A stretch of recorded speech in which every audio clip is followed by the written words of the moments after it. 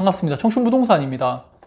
지금까지 국내적인 호재가 있었고요. 그리고 국외적인 악재가 공존하는 그런 상황이었었는데, 이번에 미국에서 파월 의장의 발언으로 인해서 국외적인 악재가 많이 약해진 그런 모습을 보이면서 부동산을 매수해도 되겠다라는 생각이 좀 들었고요.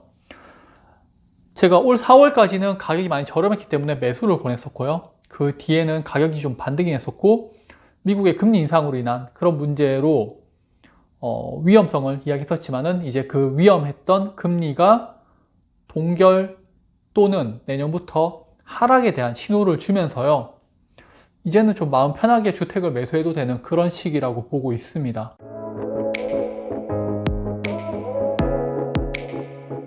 자, 우선 이거는요, 미 연준의 점도표라는 거요. 연방준비위원회 위원들이요, 본인들이 생각하는 추후의 금리를 점으로 찍어서 보여주는 건데요. 이번 달 아직 안 나왔어요. 그래서 6월달 자료인데 2020년에 대략 5.5%를 가장 많이 보여주고요. 2024년에는 4.5%, 2025년에는 3.4%, 그게는 2.5%를 선호하고 있죠. 이게 지난달 자료에서 의미는 좀 약하긴 한데요. 연준에서는 금리 수준을 올해를 거의 고점으로 예상을 하고 있는 거죠. 특별히 다시 러시아와의 전쟁이라든지 아니면 중국이 대만을 침공한다든지 우리나라와 북한의 전쟁, 이런 특별한 이슈가 없다면요, 연준의 예상대로 움직일 가능성이 상당히 높습니다. 어쩌면 대구 부동산의 바닥은 이제 지금 지나고 있는 모습이 아닐까, 그렇게 생각이 들고요. 제가 왜 대구 부동산의 매수 신호로 보냐면요, 바로 파월 의장의 발언 때문인데요. 파월은 지금까지 노동시장이 강하다는 것을 근거로 하면서 금리 인상을 지속적으로 이야기를 했었거든요. 이제 금리 인상과 동결 모두가 가능하다는 말로 동결을 포함시켰고요. 여기에 대한 기준은 물가에 달렸다고 하고 있죠. 물가가 오르지 않는다면 금리는 차츰차츰 인하를 시킬 수 있다라고도 이해할 수가 있습니다. 저는 이거 보면서 영상에 댓글이 생각나는데, 이번에도 누가 제 영상이 온탕과 냉탕을 왔다 갔다 한다라고 이야기를 하는데, 우선 저는 경제지표라는 기준점이 있기 때문에 그렇게 말씀을 드렸는 거고요. 또 제가 왜 그렇게 이야기를 하는지, 내부적인 요인과 외부적인 요인, 그리고 정부 정책적인 요인, 하물며 앞으로 3년, 4년간의 시차적인 움직임에 대해서도 한 3번에 걸쳐가지고 영상에서 이야기를 드렸었어요. 근데 그렇게 댓글을 단다는 거는 영상을 안 보신다는 거예요. 그래서 제 생각에는요, 오늘 또 분명히 이런 댓글이 달릴 거예요. 왜? 영상을 안 보니까. 자, 두 번째는요, 50년 주택담보대출인데요. 이게 DSR 등에 대한 이제 소득을 좀 길게 잡아가지고요, 부담을 낮춰주는 거예요. 그리고 기간이 길어질수록 한 달에 납입해야 되는 원리금은 줄어들게 되죠. 자, 대출자들은 비용을 줄이기 때문에 소비가 진작되는 그런 효과도 있을 거고요. 그러면 50년 동안 얼마나 많은 이자를 납부해야 되냐, 평생 이자만 갚다가 죽을 거냐라고 분명히 생각이 드실 거예요. 옛날부터 그런 말이 있었기 때문에. 근데 상관없어요. 우리나라 부동산은요, 나아가 전 세계의 부동산은요, 지속적으로 상승을 했습니다. 왜? 인플레이션, 화폐의 발행량, 화폐의 유통량, 돈을 계속적으로 풀었고요. 그 돈들이 계속적으로 살아서 움직이기 때문에요, 인플레이션이 계속적으로 발생하면서 부동산은 지속적으로 올랐어요. 그게 이 모습이죠. 우리나라 부동산 지수 하락이 거의 없죠. IMF 때 강한 하락이 있었고요. 그 뒤에는 글쎄 없죠. 제가 봤을 때는요, 그냥 강한 상승 뒤에 좀 하락 조정이 있었다 정도로 보이는 것 같아요. 자, 지금 또요, 평균보다 높은 오버슈팅이 나왔고 다시 제자리를 찾아가는 그런 표현이 맞을 것 같아요. 일본식 버블, 그건요, 플라자 합의로 인해서 일본이 대응을 못하게 되었고, 그러다가 경제적인 문제가 발생을 했는 거고요.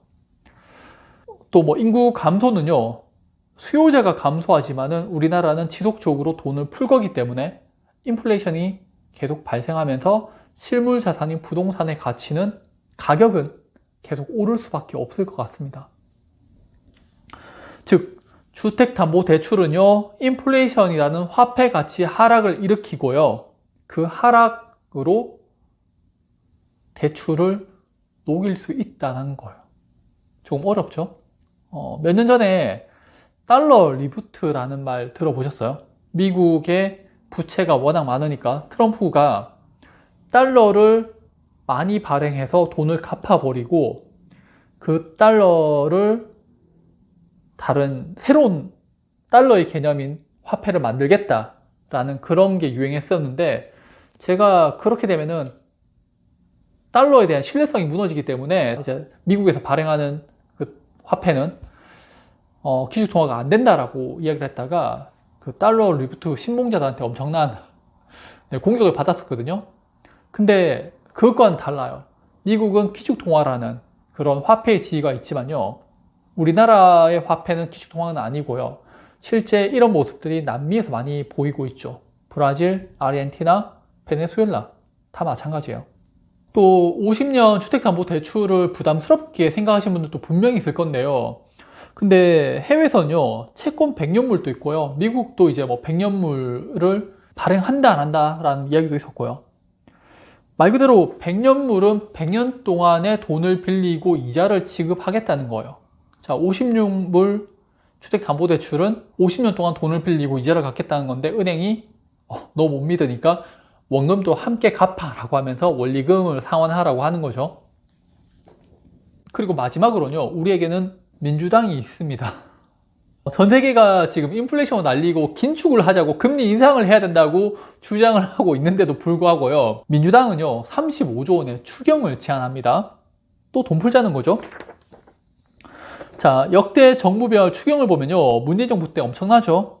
저금리의 추경에 무차별적으로 돈을 푸는데, 여러분들 이런 인플레이션 정책이 얼마나 위험한지 아셔야 돼요. 월급을 받는 우리 같은 서민들, 노동자들은요, 인플레이션이 발생하게 되면은 그 월급에서 소비되는 비용이 더 증가를 하게 되죠. 월급이 조금 오를 수 있지만은 뭐 그렇게 큰 차이는 없어요.